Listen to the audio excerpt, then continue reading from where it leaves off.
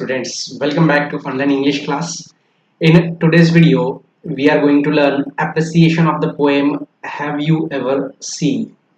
You have understood the poem, you have seen the poem and its enjoyment.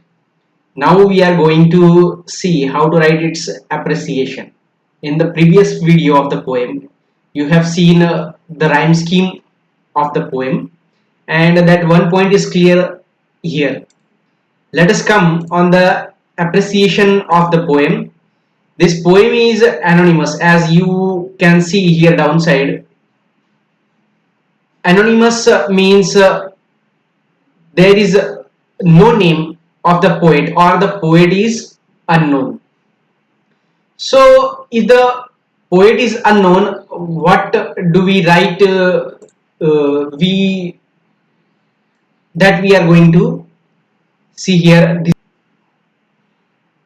This much passage will come in the exam, and writer's name will also be given there. If anonymous writer is there, anonymous will be given, and you will be asked to write appreciation of the poem. Understanding the poem, seeing the poem, you have to write appreciation of the poem in paragraph format.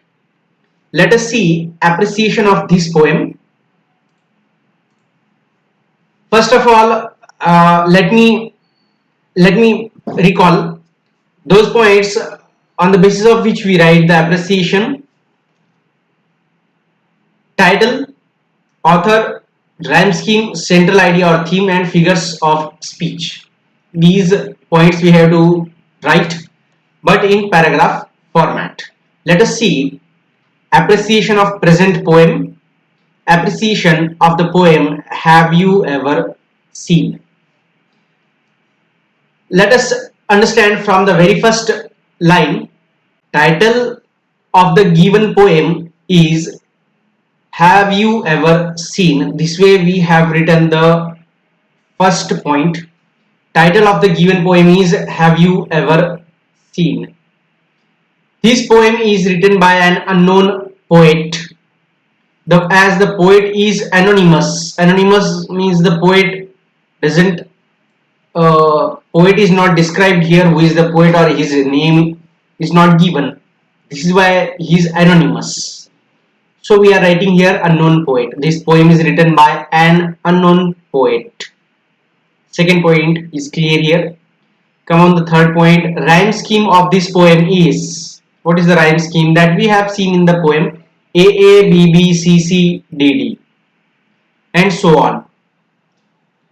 Come on the next point. Central idea of this poem is that. Now central idea is starting from here. The poet has depicted means described the poem by using appropriate homographs which make the poem attractive. In the video of this poem, you have seen what are homographs and how they are used. Same word having same spelling and same pronunciation used in a different reference, different meanings. So these are the homographs, and with the help of homographs, poet has shown us the enjoyment of the two double meanings of the words and how they create wonder.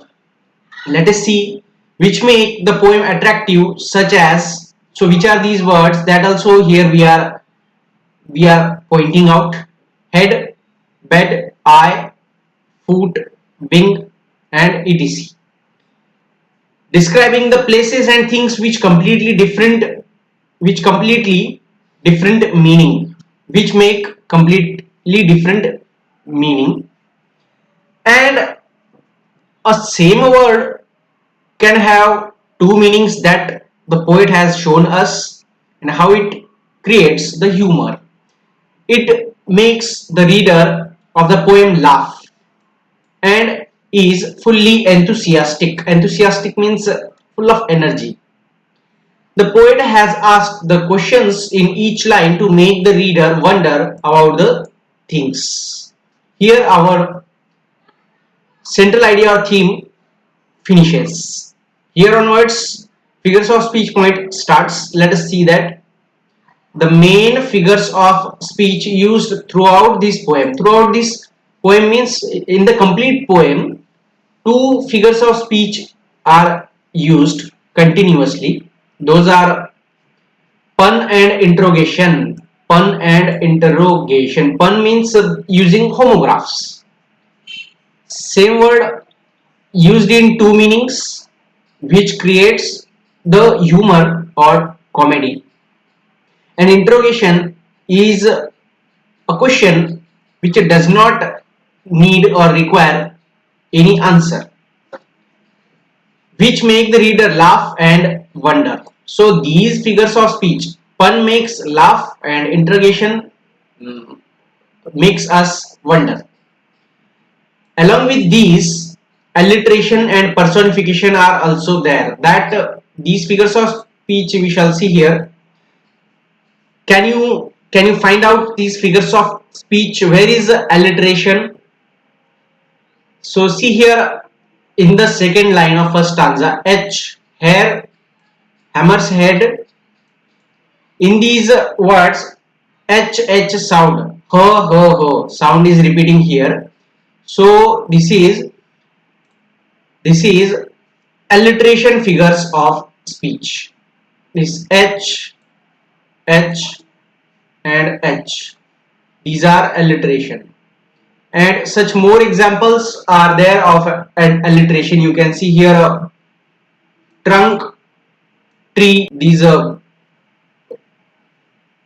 pronunciations of tr word are similar.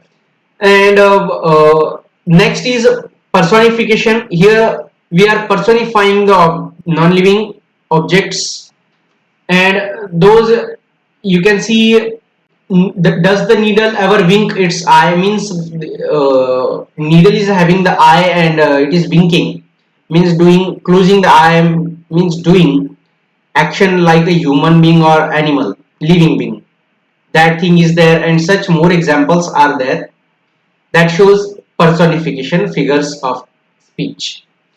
This is how we have seen the appreciation of poem. Have you ever seen? This appreciation you have to copy into your notebooks and understand it. If you have any doubt regarding this appreciation, you can ask me on my personal number. Take care. Thank you so much.